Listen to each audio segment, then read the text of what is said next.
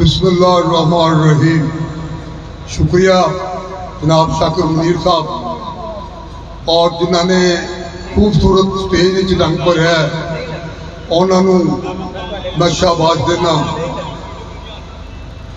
80 साल का एक बाबा तुहाडे सामने सरकार की पाक बारगाह च हाज़री वास्ते हाजिर है।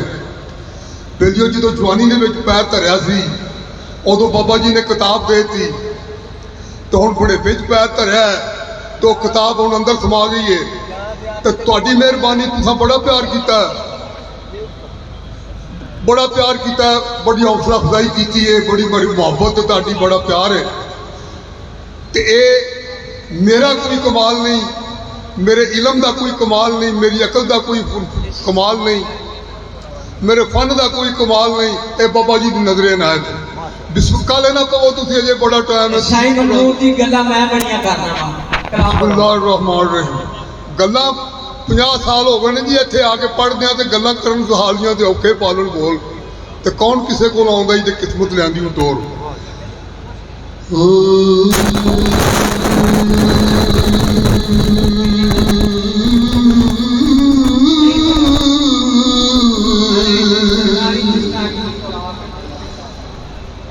अल्लाह सच ते नबी बरहक मियां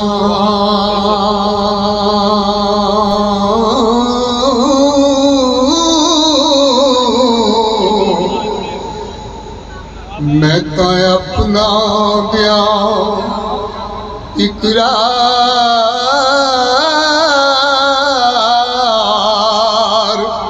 तनू तेरी बंदी हाँ जिच रख जान मेरी हो भावें बेच ले चल बाजार में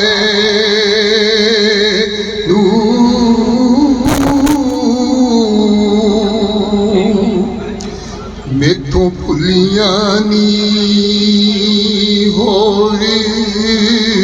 सब गल्लां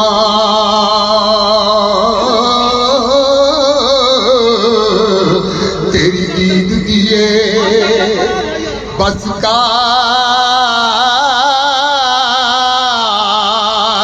मैनू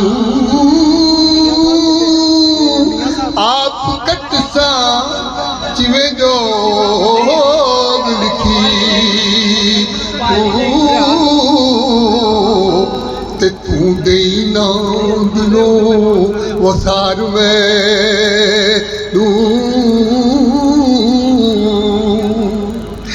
तेरे बाद ना दसना जो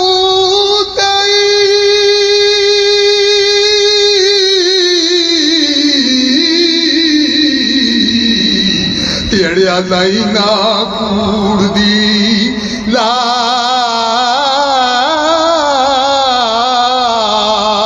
मैनू सुखी लदिया वेखे ना दुख मूले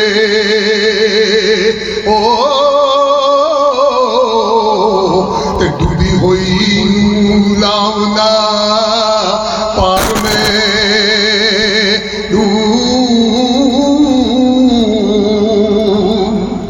तेरे नाल है कौली करार कीता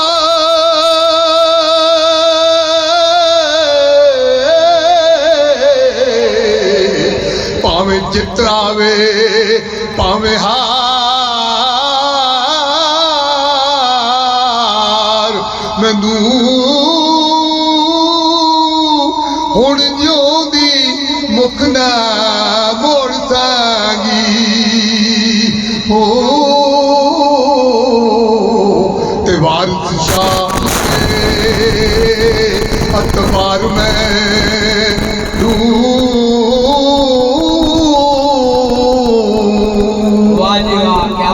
शुक्रिया, मेहरबानी, बड़ी मेहरबानी साहब। पिछली उम्र आके भी फिर भी मदा बंद है। बड़ी मेहरबानी। जी फजले हक साहब तशरीफ ले आओ मन की तरफ से कलाम पेश करो तिन्ना या क्यों लाने के बाद कलाम नहीं पढ़ना ठीक है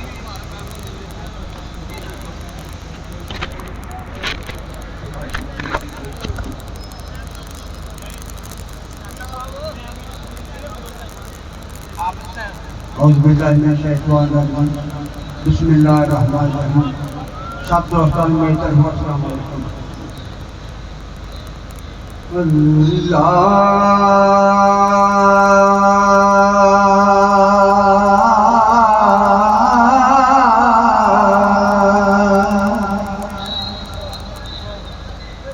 घरों कटिया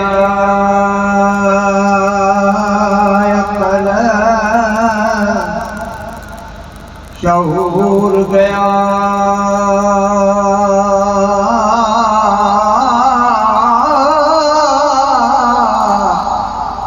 तो आदम जंतों कट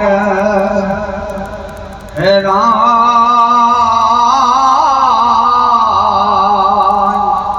पिता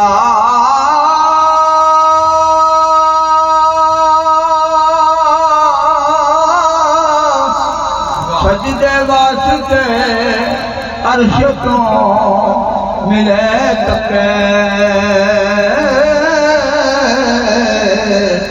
जीवे रब ने रद शैतान कीता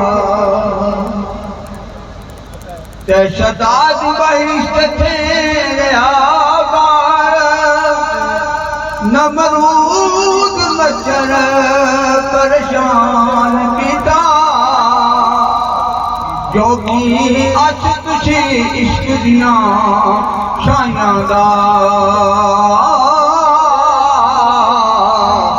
ते एक पल विच वेख हैरान किता ते तेरे अकल सन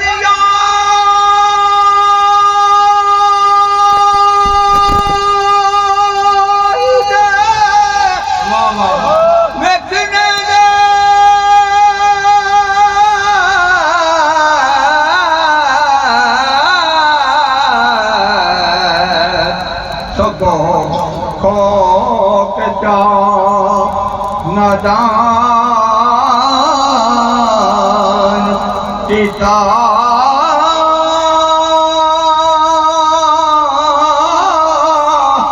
वारस शाह हैरान हो रहा जोगी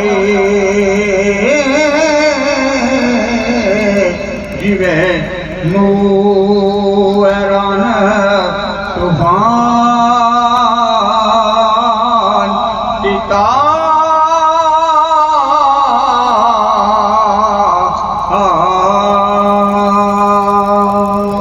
फजले हक साहब ने कमाल कर दिते जी बहुत अच्छा कलाम बारिशा सरकार का पेश किया।